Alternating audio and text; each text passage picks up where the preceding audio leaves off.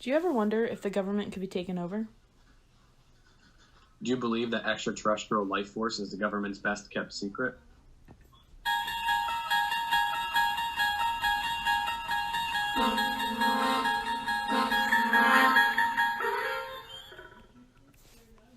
Hi, this is GHD Hannah. And this is Corsier Jake. So who are we and what are we doing here? Well, we're GHD Hannah and Corsier Jake from the Soltz staff at Bloomsburg University, and we're coming on in an effort to engage with our residents and the surrounding BU community. What we're doing here is sending out a weekly podcast discussing anything and everything from the most haunted places near Bloomsburg to conspiracy theories, which is today's theme. Do you ever feel like someone is watching you? Ever wonder if the government will fall? Today, I'm going to be talking to you about the Illuminati. What is the Illuminati? They're a long-standing conspiracy theory about a secret group that is working to control society in an effort to create a new world order, one all-powerful government. Similar theories about the Freemasons, the Bilderberg Group, or Globalist, and certain cults have risen, but it seems that the Illuminati has appeared to be the most notorious.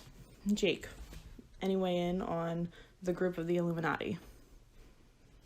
Yeah, so hopefully the cat in the background will hopefully be cut out by the noise suppression on Zoom. But to weigh in on the Illuminati, obviously it's such a fascinating group that everyone has somewhat heard about throughout their lifetime. They are this big mystery, much like other conspiracy theories that tend to have this, all-powerful, like, higher being type of standard. This cat is a very loud cat. The cat's weighing in too. Personally, I think the Illuminati is a very interesting subject to think about, this like top 1% of the top 1% of the world that's basically running us all behind the scenes, which is kind of the concept. Right. It's definitely something that I think a lot of people are interested in, and that's something that we're never fully gonna figure out what the truth behind it is. Right. Well, I can shed a little bit of light on what their background is and maybe how they've gotten to their namesake of the Illuminati, that one powerful group as it stands today. So, the name itself, Illuminati, refers to the Bavarian Illuminati, which was a secret society that operated for only a decade, from 1776 to 1785. This organization was founded by Adam Weishaupt, if I'm even pronouncing that correctly. Adam Weishaupt, who was a German law professor and believed strongly in Enlightenment ideals. And this ideal that he was pronouncing and promoting to people among the elite groups, such as monarchy, or like Jake said, the top 1% of the top 1% of the top 1%. He was promoting those, and he wanted to educate Illuminati members in reason, philanthropy, and other secular values so they could influence political decisions when they came to power. So we're taking this group who exactly are they? We don't know. What exactly are they doing? We don't know, but we do know that they want influence and they want to control some factors of the political realm. But it's important to know that the group only started with a handful of people. I think the highest I found between articles was 9, but a handful of people, and they only grew to about 250 people. So I think it's important to question, we're considering this group that is taking control of the government, but if they're so small, how exactly does that happen? And that's where we get into Freemasons. For those of you who don't know what Freemasons are, it's also a group sometimes seen as a cult, sometimes seen as an all-powerful being, sort of like the Illuminati. But basically, in terms of the Illuminati, what's important to know is that members of the Illuminati joined different chapters and groups within the Freemasons, but it was the Freemasons who eventually gained popularity and public fear, and prominent members of the Freemasons, not the Illuminati, were founding fathers like George Washington, who had a really high place within our society, and that's how the Freemasons sort of gained dominance. It's important to know the difference between this to sort of really understand the conspiracy theory, something that I didn't realize between the Freemasons and the Illuminati, because a lot of times they get confused. I don't know. Jake, did you know that difference between them? Yeah, no, I definitely, I've heard of the Freemasons and obviously the Illuminati, but I've never really put any time into understanding the difference or even realized that there was much of a difference. I think they kind of commonly get, for people that have even heard of the Freemasons, which I'm sure many haven't, I think it commonly get like misconstrued as being the same thing or the same group. Mm-hmm, definitely. And something I found interesting when looking into the Illuminati for the purposes of this podcast is that one major way that they have gotten confused and misconstrued along the way would be the signs and symbols that are associated with the different groups. So, just like the story of the Illuminati being strange and we don't really know their origins, some of their practices and rituals were relatively strange as well. And sort of give us an idea of how do we even slightly detect who they are and what they do. The Illuminati may manifest in different ways. One thing that they really liked and used often was an owl symbol.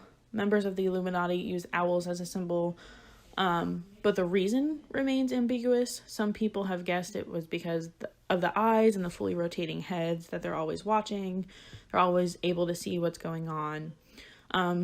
Some associated the owl with wisdom, or some have speculated that owls blend in just enough, but they still stand out and that you still know that they're there. Another major symbol of the Illuminati would be the triangle. The triangle represents that this infamous group, who they are, but it's not to be confused with the Eye of Providence or that weird pyramid that you see on your dollar bill. That's all Freemasons. The Eye of Providence originated from the Freemasons, and that's the biggest misconception between the Illuminati and the Freemasons because they're such similar symbols, a triangle and a pyramid. I think, of where this miscommunication comes in is that the Illuminati and the Freemasons had similar groupings, but the Illuminati didn't recruit anyone over the age of 30 because they thought the older you were, the less reliable you were, and the more stuck in your ways, where the Freemasons had a higher range, or not higher range, but a larger range of age in their group. So I think we start to see where things blend and really, have distinctions between the two groups, but their purposes are similar and what they try to do are similar. So the Illuminati eventually started to lose their limelight to the Freemasons, and as I mentioned before, members of the Illuminati did join different groups and chapters in order to try to gain more traction, to try to gain more membership within the Illuminati. But as the Freemasons began to grow, began to gain popularity, and began to gain a little bit more, I don't know if support is the right word, but at least acknowledgement from the public eye, the Illuminati lost traction, lost support, and lost membership, and for all intents and purposes has ceased to exist for all that we know. But the questions that I would leave you with are, was the Illuminati really disguised as the Freemasons? Are the groups actually separate? Or did they, combine to be this one all-powerful group? Did the Illuminati ever really cease to exist? Are they listening to this podcast as we speak? We may never know. Jake, your thoughts? Yeah, so those are some horrifying questions if I've ever heard them before. I think, so for me personally, just put my opinion in on the Illuminati. I think the concept of the Illuminati makes a whole lot of sense considering the way our world works now with technology and, international communication. Mm-hmm. I think having a theory of this group that could be, the tops of the world in every different country coming together, to kind of run everything is definitely possible. Because we're in separate states right now recording this podcast through Zoom. So what's to say that people can't do this, throughout the world as the Illuminati, so to speak. But do I think there's really this all powerful, group that's really running the world? Personally, I don't know if I believe in that. Right. Do I think there's this group maybe that comes together to make decisions, kind of like a board? They're probably tops of some of these big companies in the world, maybe tops of Amazon, tops of Google, tops of these different companies in these different countries that kind of come together to help make decisions through maybe their companies. I think that's a little more reasonable, since these companies, have so much money and so much power, especially over governments. But do I really believe there's a group, managing our president, managing, like the Queen of England, managing, all the different leaders of these great world countries in the background? I don't know if I believe in that. What are your thoughts on whether you personally, what you think about the Illuminati? Well, I think part of what you're saying, is true to my beliefs. I don't see one group as being all powerful, but I think, as we consider the state of where we are as a country, where we are globally, I think it's silly not to acknowledge that there are certain groups that have a heavier influence on what's going on in our world based on financials, based on their social standing and social class, and just based on the support that they gain publicly. And I'm not just speaking about politics. I'm speaking about the world order as it is.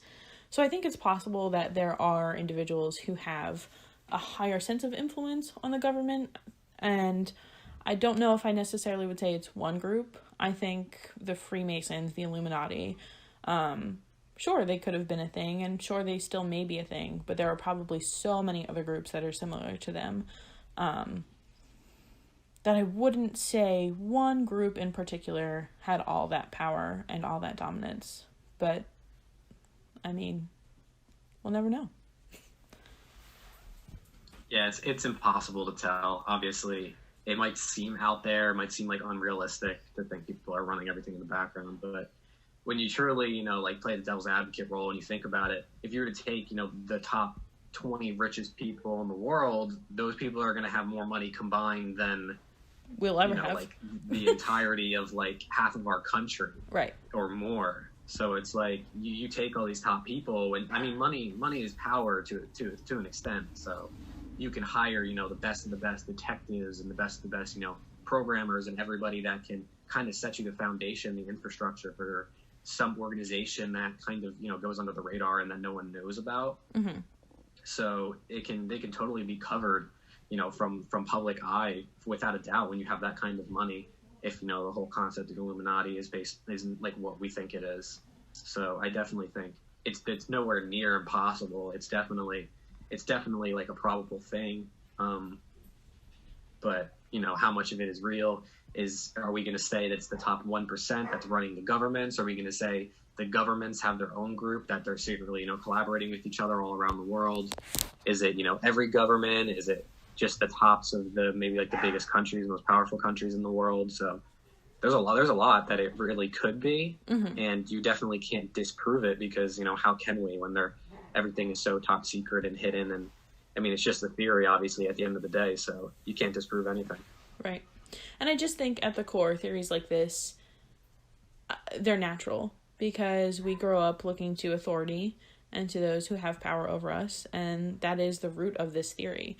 So is it completely unbelievable? Absolutely not. Do I believe every facet of it? Absolutely not. But, we want to hear from you. We want you to weigh in who might be listening to this podcast. So if you want to comment below, if you want to join a Discord discussion, if you want to send an email our way, however you want to engage with us, we'd love to hear your thoughts too. But Jake is going to talk to us now about Area 51.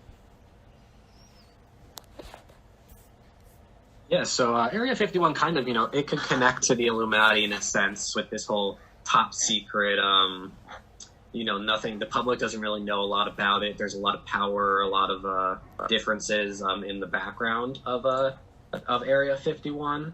And just a brief little history of it is this whole thing started with this Roswell UFO incident back in 1947.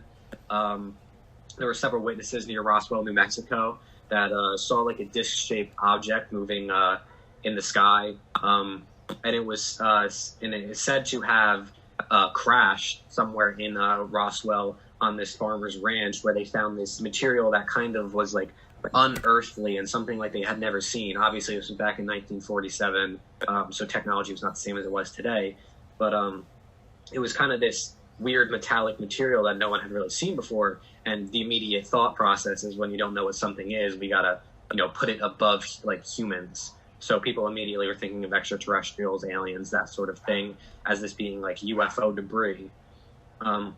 So this started leading right into the whole thing about Area 51, which is also in New Mexico.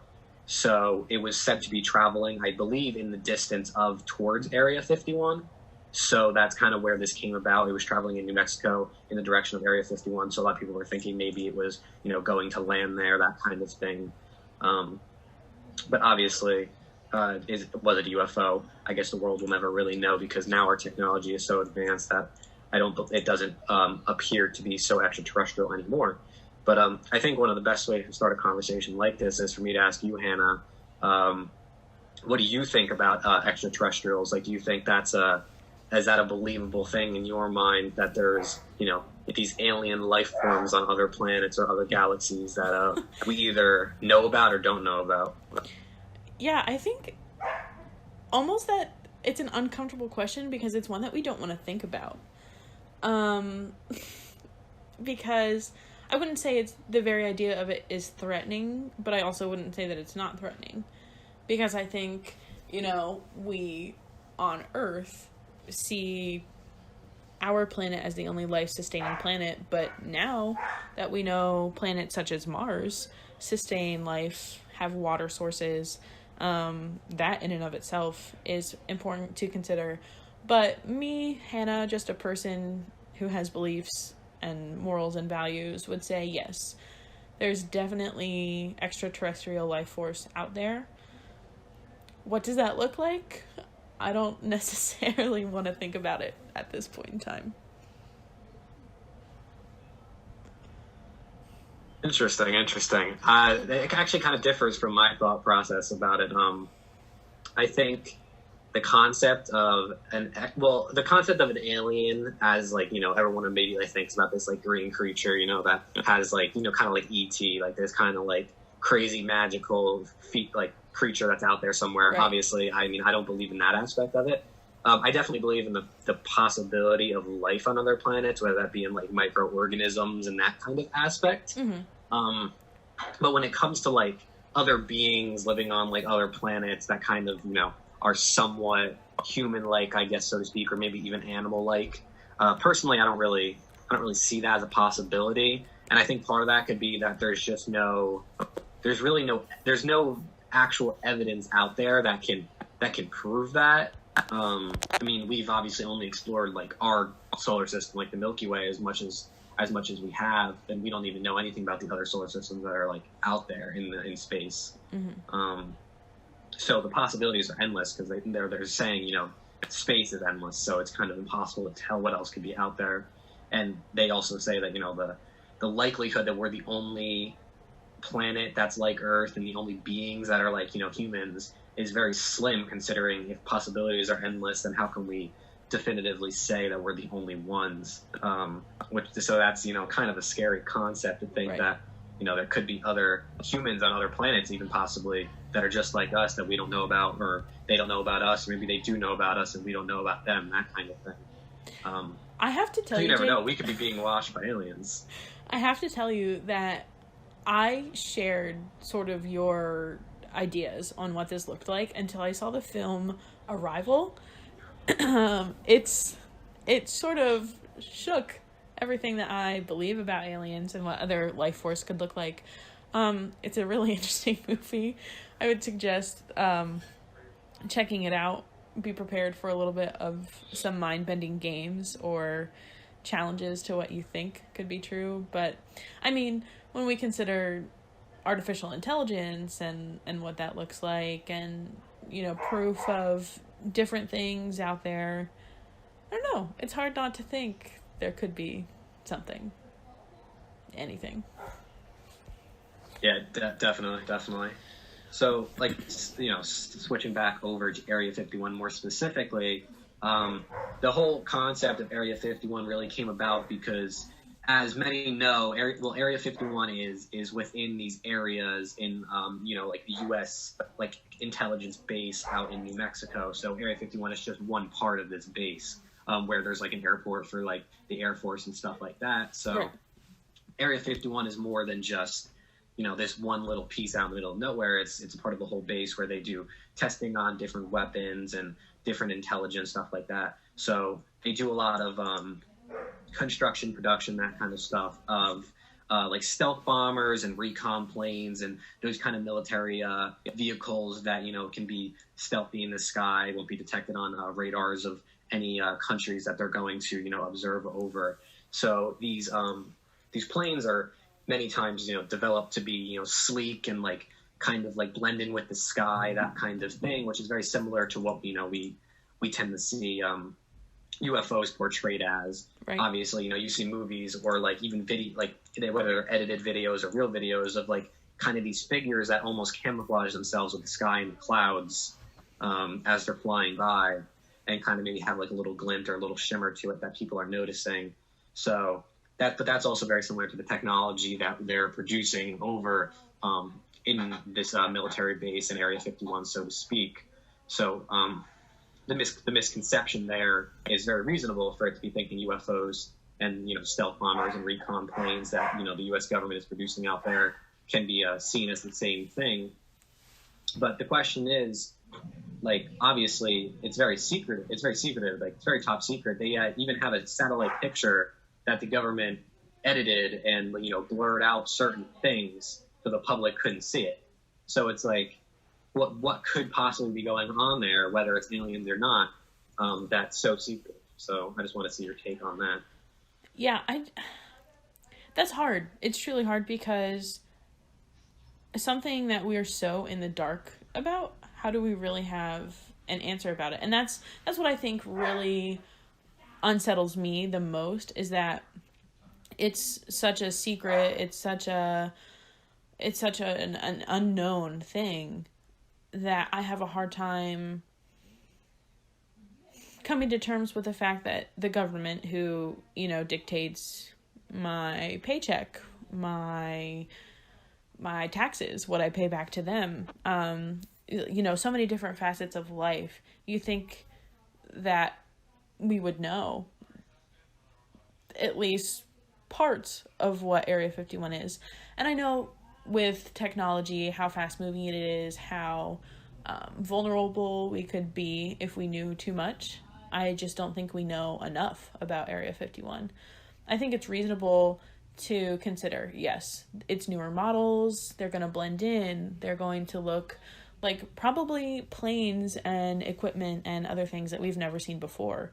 So would it be unfamiliar to us? Would we assume, is this something that threatens me? Is it something that comes from something else, a different planet, a different system that we don't know what that looks like?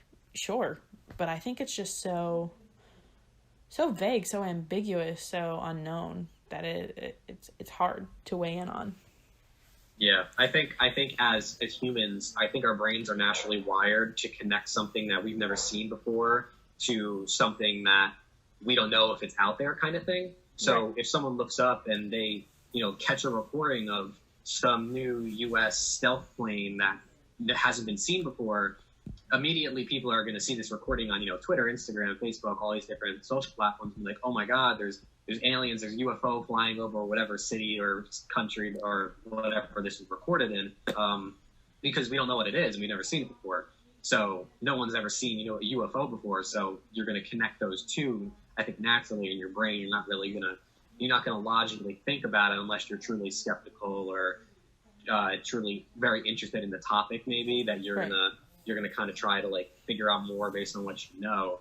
But it's definitely crazy because it's so top secret that we don't know anything about it. And I picked Area 51 as a thing to talk about because obviously everyone remembers last year the whole Area 51, Storm Area 51 meme, an event that happened right. Where thousands of people showed up and millions of people signed up for this thing on Facebook that they were all going to storm Area 51 and, claim their alien and stuff like that.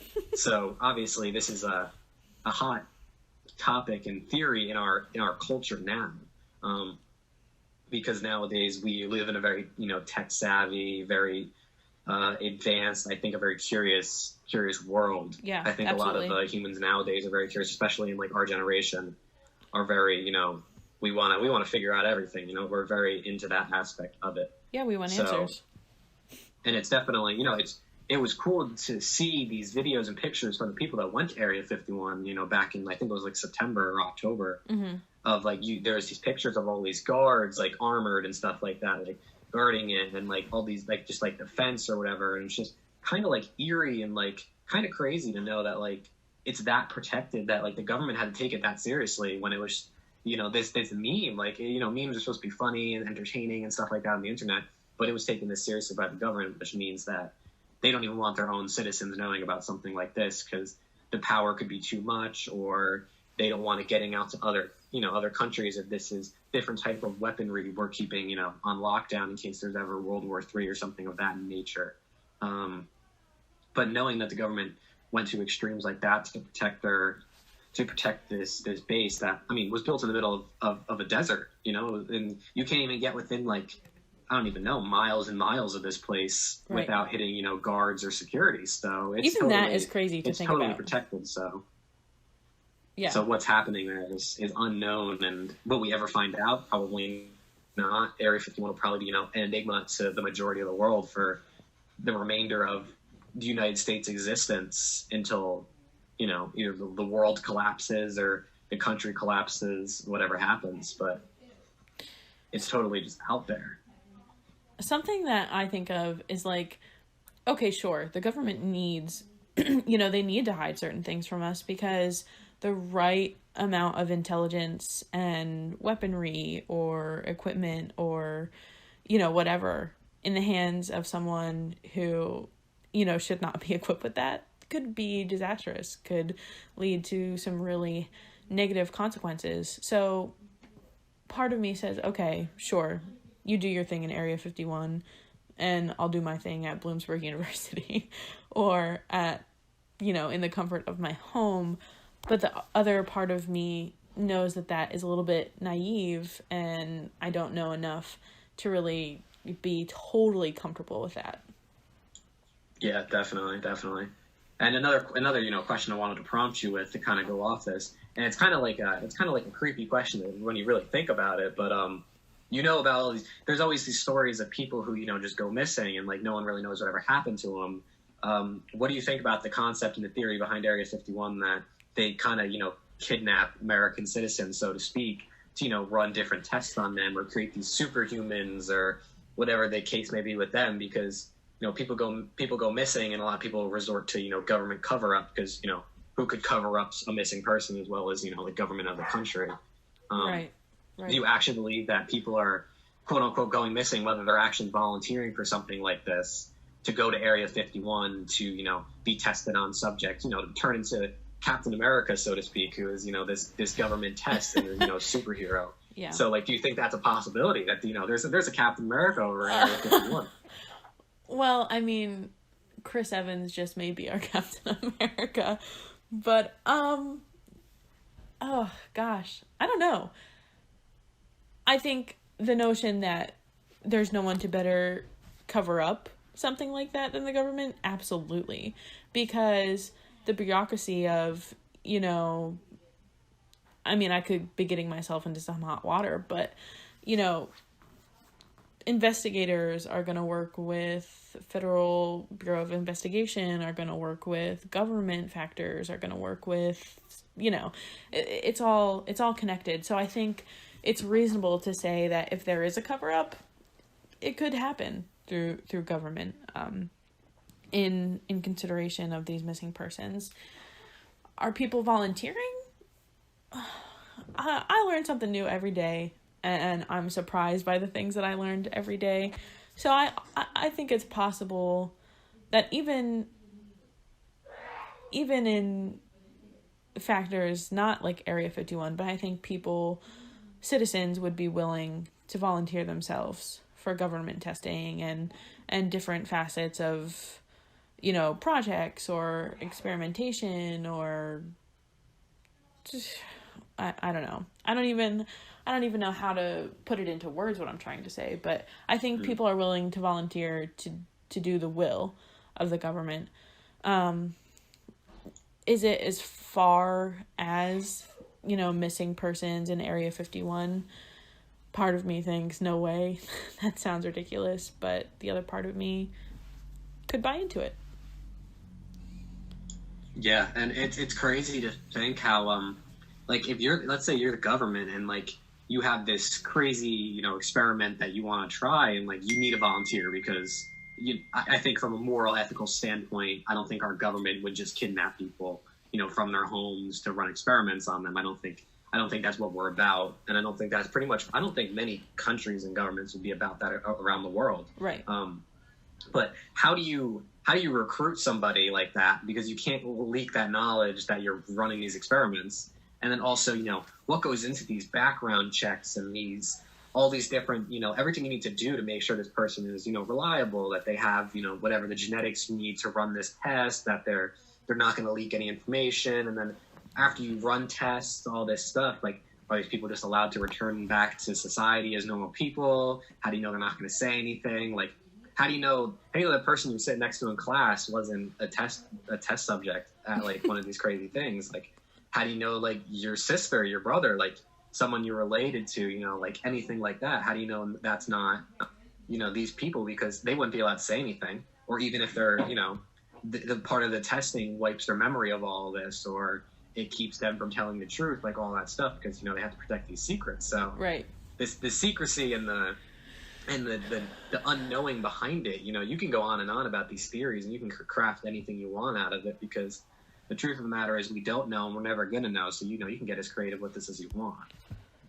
You could, but do you really want to? Yeah, you know, I mean, I think it's fun to think about all the possibilities that there for are. Sure. But at the same time, you know, the more you think about it and the deeper you go, kind of the scarier it is, because the possibilities are truly endless, similar to, right, you know, what we were talking about with aliens and the galaxy. So with, you know, they always say that the technology that we have in the market now is like 10 or 15 years behind what we have, you know, secretly in production. So right, it's like, we're thinking we have all this crazy stuff out now, or that we know is in production. Imagine the different, you know, holograms and all different types of teleportation, you know, anything like that we could have that they're, you know, working on in Area 51 or even already have done. Right. How do we know those people sitting next to us in class aren't holograms? If the technology is that good, you know, you never know. But yeah, they could be holograms, they could be robots. What I think you're telling us is you're one of the experiments, and we should watch out. I can neither confirm nor deny. It would go against my contract to confirm, but it also, you know, go against everything to say I have a contract agreement with the government. So we're gonna have to avoid those statements. Oh my gosh! Just pretend you didn't hear anything. Jake, blink twice if you need help. Luckily, the podcast viewers can't see me. Oh my god! But yeah, I think all conspiracy theories are kind of, you know, they're truly fascinating to I agree. To go on and on about these theories. And I mean, anybody across the world, no matter what education level, no matter what technological access you have, no matter anything, can craft a theory about anything. So, like, it's truly endless when it comes to, you know, these theories, and they give you things to talk about, they give you things to think about. You know, they really do, like, expand your horizons when it comes to just about anything that you can read upon or you can hear or whatever. So, you know, I think conspiracy theories are kind of like I think they're kind of a necessity for humanity to, you know, expand our knowledge and to think about different things that maybe we would never think about. Because, I mean, at the end of the day, like, we can't be limited to what just what we know. You know, we have to be, you know, willing to think about all these things that could be far beyond our capabilities. Absolutely. And I think, you know, we could sit here and we could talk for hours and hours, but I'd like to hear. Oh, we have. That's true. But I would like to hear, you know, what anyone listening potentially to this podcast would have to say. So again, you know, we want to connect with you. We want to see what you say. So, you know, comment, email, get in touch with us. Let us know what you think. Let us know what else you might want to hear, because we could talk about conspiracy theories all day long, as you've figured out. But, you know, we've heard some suggestions in terms of Tiger King and talking about haunted places. You know, there's a whole spectrum of topics that Jake and I would love to cover. So let's see what you think. Let's get connected. But speaking of getting connected, for all of those Bloomsburg students out there, the BU Healthy Husky Initiative is doing a Let's Get Connected online campaign. And I just want to plug that this week they are hosting a series of events from yoga to talks on safety, well-being, and that's just focused on whether you're feeling connected, whether you're feeling isolated, because we know that this is a scary and uncertain time. So make sure you check out those series of events. We'll plug it on the Soltz Hall social media, but also you can find a current list of resources at intranet.bloomu.edu/students. That's intranet.bloomu.edu/students. Thank you for listening, and we'll catch you next week.